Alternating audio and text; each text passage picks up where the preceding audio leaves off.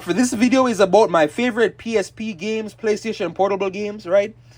So, like when I say PSP, like I mean a PSP from 2005 to 2008, right? So the old PSP, and not the new PlayStation, a station, a portable, right? Sorry, a portal. So as the original PSP. Please like, share, subscribe, share the video all over, please. And yeah, I'm just going like in random order here, so there's no particular order. The one here that I play a lot is Pursuit Force Extreme Justice. Pursuit Force Extreme Justice is like a chase simulation, like various a chase arcade type game. Quick time events, right? Shootout sequences, hovercraft, a boat sequences, and all those things. Pursuit Force Extreme Justice. Time trials, there's arcade mode, there's up to like some sort of a 4-player co-op, right? Mechanics are very good, right? Controls are very good.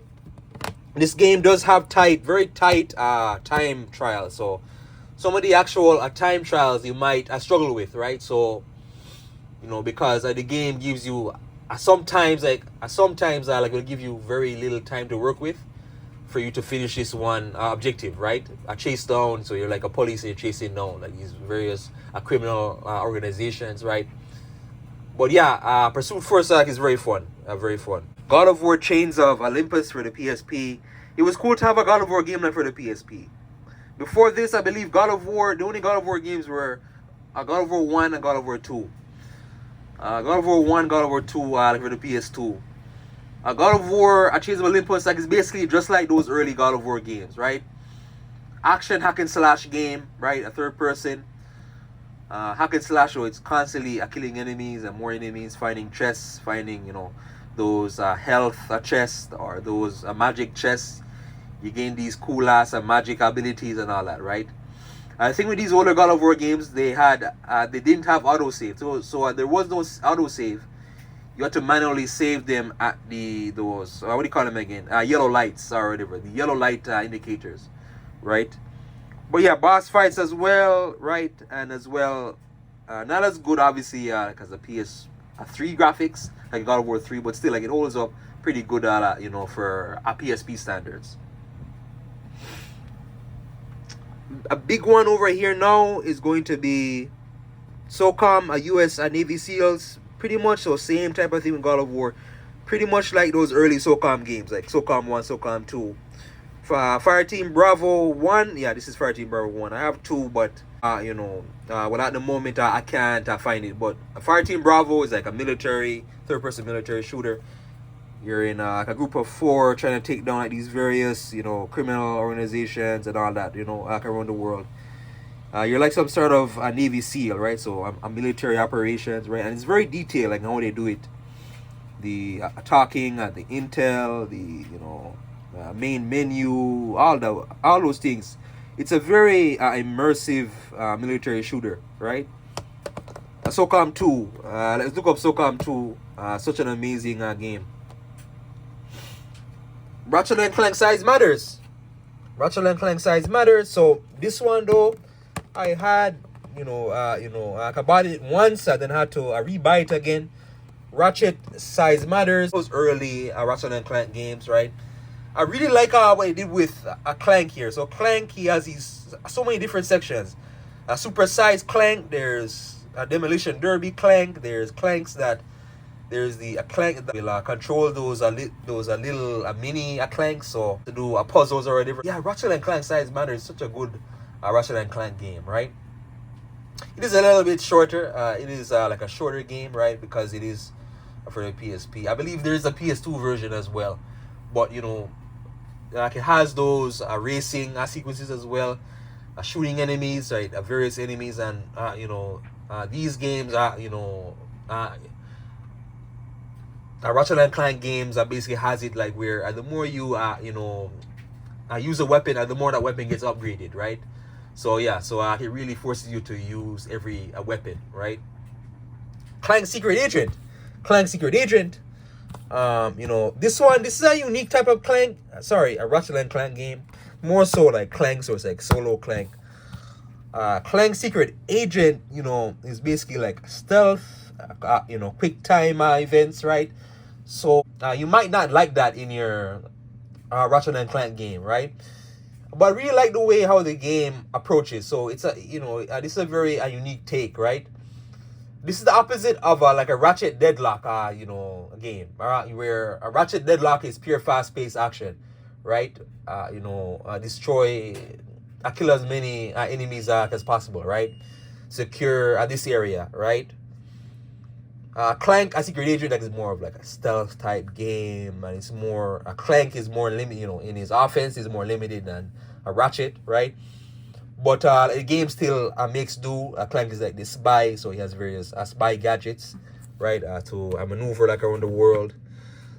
Clank Secret Agent, man, yeah. But I was kind of up and down about this game, but then I played more and more and more of it. I started to understand it more.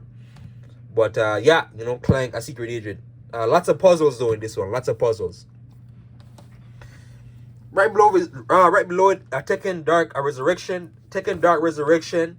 I played, before. Dark Resurrection, is, this one though, I feels like a very well balanced fighting game, right? Not too easy, not too hard, right? I am not the best at fighting games. I struggle with them, but this one is a really, really good one. Like I go back to it. I like the roster, Tekken. Like I was playing Tekken 7 the other day, and huge roster. Tekken though, this one huge roster. I like the fighting styles, the music, the various modes. Now, what do you call their versions are like of towers. Mortal Kombat has towers. This one has something else, where you fight one enemy and another enemy, like in this grouping. But yeah, Dark Resurrection definitely. So Resistance Retribution. You might recognize some of these franchises, right? So a PS3 or a PS2. Retribution is basically like a third person Resistance game. It's third person, so it's no long. It's not first person. Third person, view the camera was pretty cool. This one is a little bit slower pace. It is a slower pace game than those let's say a Resistance 2 or 3 or a 1. But this one still held up really well. One of my earliest PSP games, like one of the first PSP games I got, right? So playing it on the PSP. At the time, I wasn't really used to this, right? I used to playing the controls on the PSP. Oh yeah, definitely. Chimera Invasion, bosses. The bosses were very unique in this one, very unique. And sequences. Gangs of London, which I talked about the other day. Gangs of London. So again, a faction system, various rivalries. So it's in London, England, right? So various gangs. I like the way how the game's approach to cutscenes in this comic book type way, right? Plays like an older GTA, like the actual gameplay, right? So whether stealing cars or shooting enemies, running, right?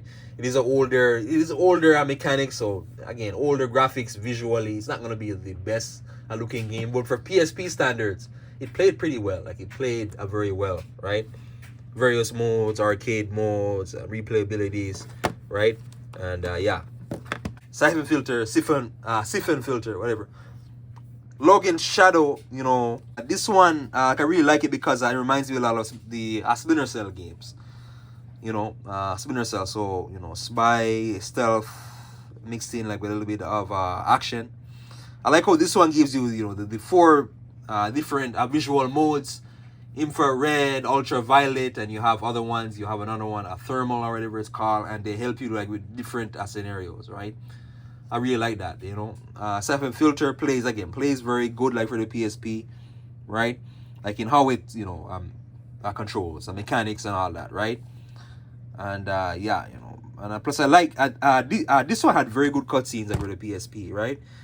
The story, there's this a military story, conspiracies, a political intrigue and all that, but a Siphon filter cutscenes wise and story, I was not expecting to know anything about this, but I know anything about the actual story, but playing through the game more and more, you start to understand it better, And yeah, but it does a very good job with like with showing the cutscenes.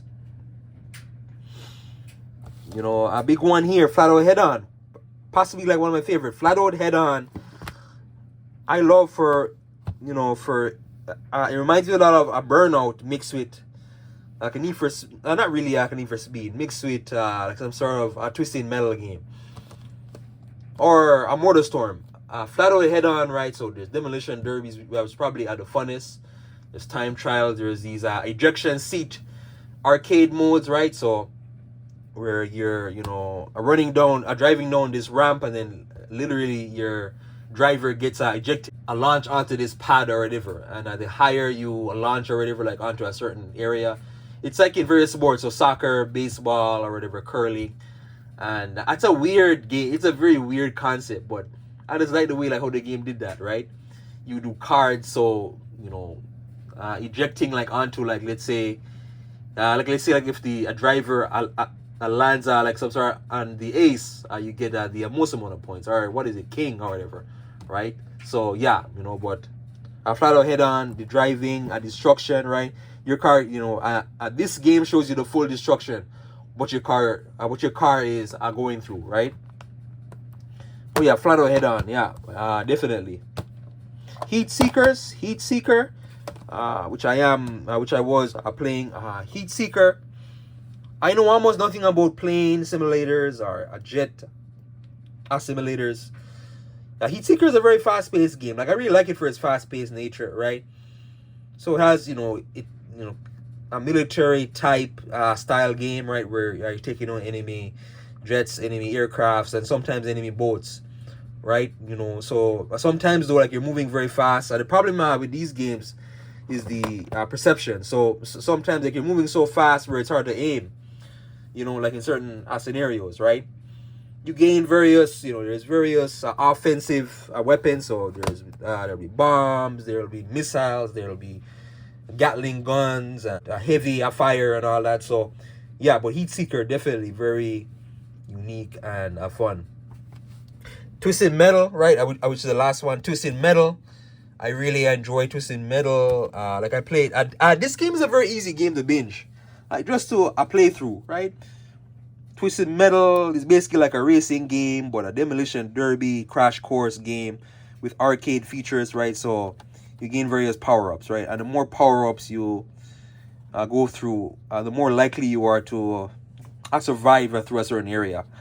Twisted Metal Head On, it's kind of weird. It's a Flat Out Head On, and you have a Twisted Metal Head On. So but a Twisted Metal, very fun, right? There's various vehicles from monster trucks to crane or whatever you call it, construction vehicles, muscle cars, right? Sedans, and all those different things, right? But yeah, a Twisted Metal, yeah, it's a very easy game to binge through. So it's very easy to play on and on, right? And yeah, same thing with Gangs of London, a very easy one to play through. SOCOM, US Navy SEALs as well, and God of War. So yeah, like, share, subscribe, favorite PSP games. Thanks for watching.